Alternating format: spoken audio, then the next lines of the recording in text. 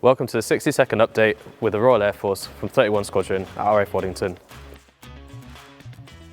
An RAF Atlas A400M has deployed to France to take part in Exercise Volfa. UK aircrew, engineers and movement specialists trained with a coalition of nations to strengthen our relationship for future operations and to demonstrate our ability to operate from anywhere in the world. Recently, 12 Ukrainian pilots graduated from RAF's elementary flying training and are now ready to move on to F-16 flying training with our partner nations. This is Operation Interstorm, part of the UK's commitment to supporting Ukraine's resistance to Russia's illegal invasion. The 24th of March marked the 80th anniversary of the Great Escape, where 76 prisoners of war attempted to escape from Stalag Luft 3, which was specifically for aircrew prisoners of war.